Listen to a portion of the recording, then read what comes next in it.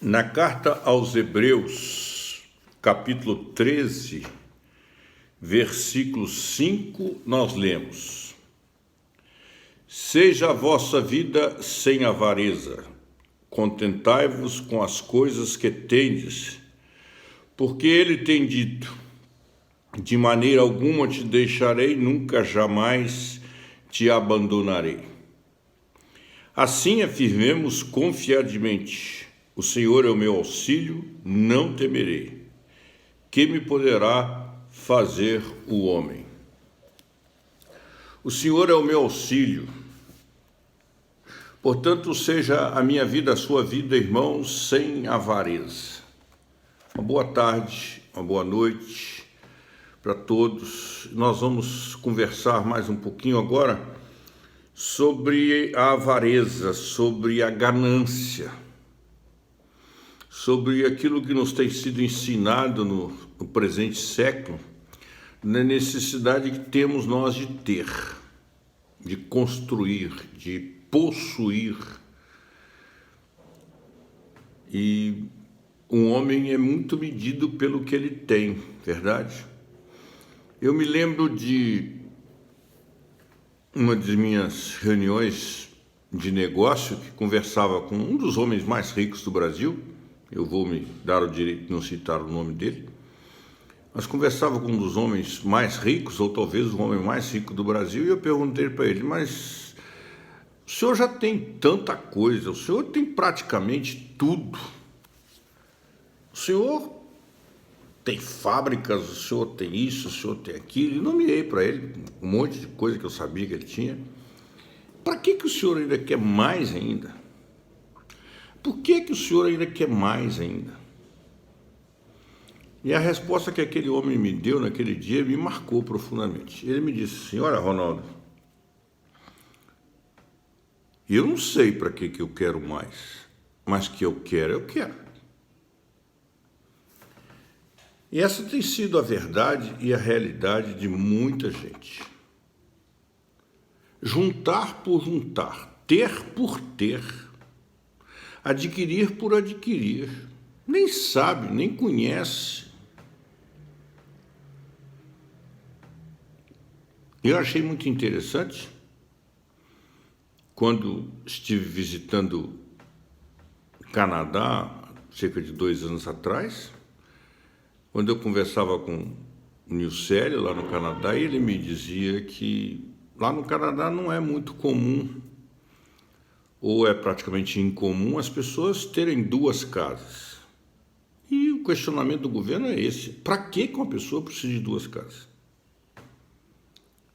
Para que a pessoa precisa de 2 casas? Enquanto uma tem 2, outra não tem nenhuma. Verdade?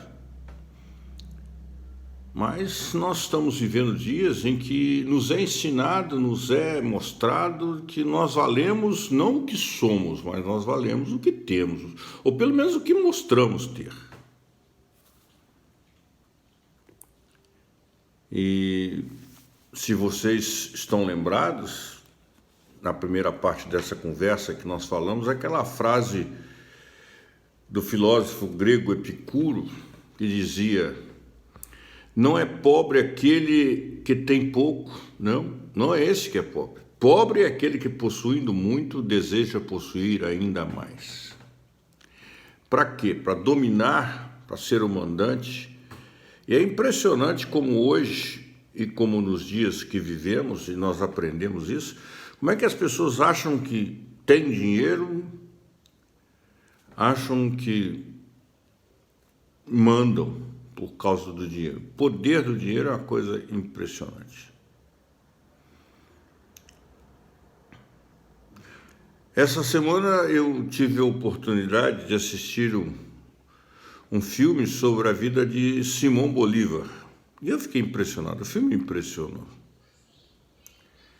Me impressionou porque o sonho de liberdade, o sonho de construir uma sociedade justa, honesta, ele se perde diante das ambições.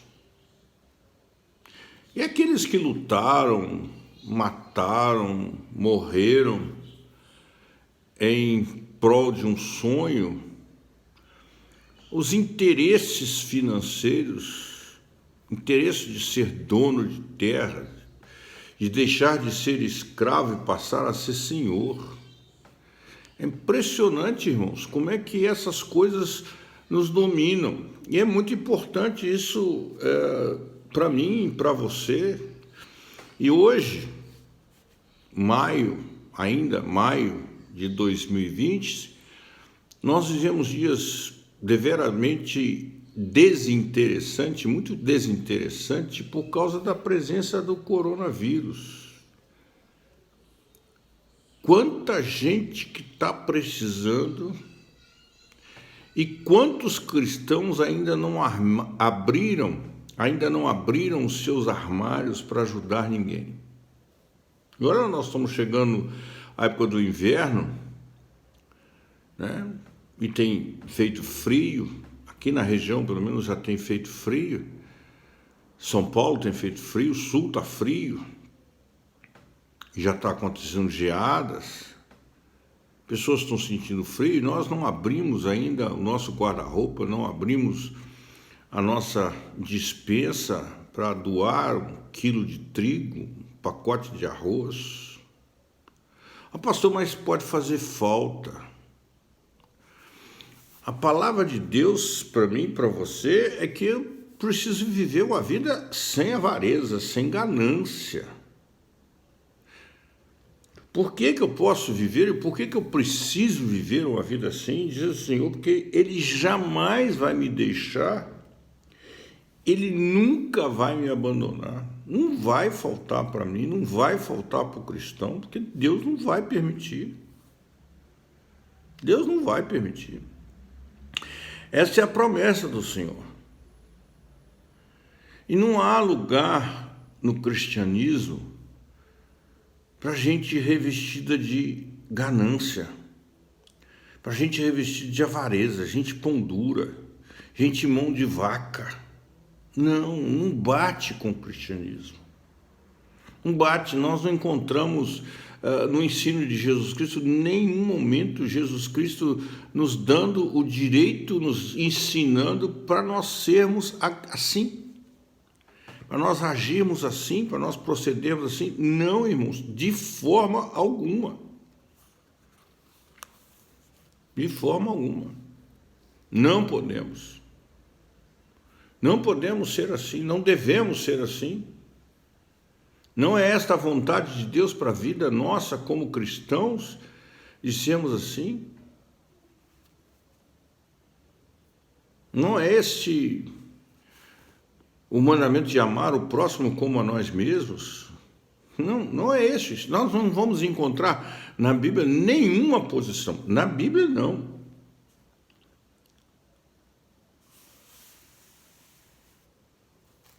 Você está muito preocupado, irmão, com o seu futuro?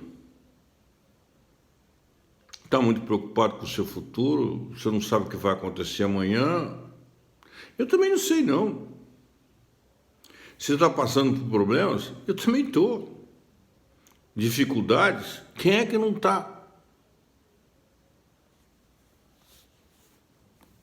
Talvez existam alguns que não estão passando por problemas, que talvez pensam que não tem problema.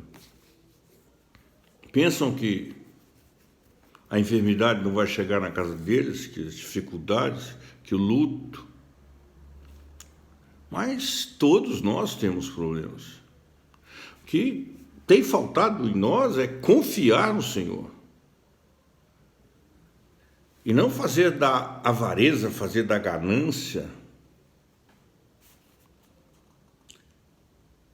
razão da vida, razão da existência, razão do ser. Irmãos, nós precisamos pensar muito. Precisamos considerar muito isso para a nossa vida. Muito. E nos lembrarmos de uma maneira marcante da história de John Eyre, aquele ladrão, aquele homem viciado em roubar, que embora possuísse uma fortuna, não perdia a oportunidade de ver alguma coisa para surrupiar, para roubar. O nome dele era John Eyre.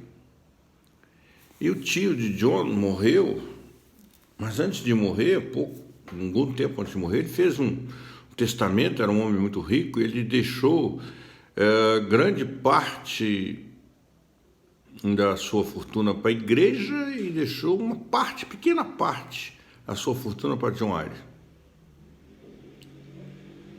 E depois, poucos dias antes de morrer, ele resolveu mudar esse testamento.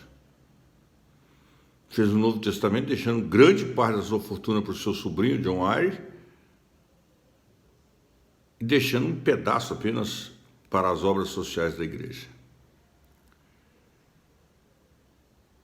E John Eyre, quando o tio morreu, depois do sepultamento, ele viu o testamento e falou assim: mas meu tio não tinha direito de deixar nada para a igreja, para a obra social. Eu sou o único herdeiro do meu tio, eu tenho que ficar com tudo. Para que ninguém visse aquele testamento, ele pegou o testamento e rasgou, jogou fora. Só que ele não sabia da existência do outro testamento, uma data anterior.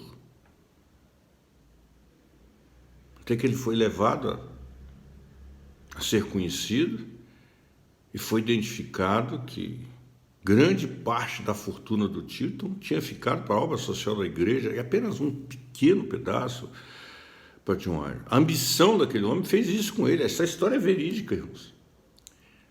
A ambição daquele homem fez isso com a sua vida. Destruiu, ele perdeu a sua herança, perdeu o que o seu tio deixou para ele, porque ele não quis dar pedacinho. Meu irmão, tem muita gente aí precisando de você, precisando de mim, precisando de nós, nesses momentos de coronavírus. Antes já tinha, agora tem mais.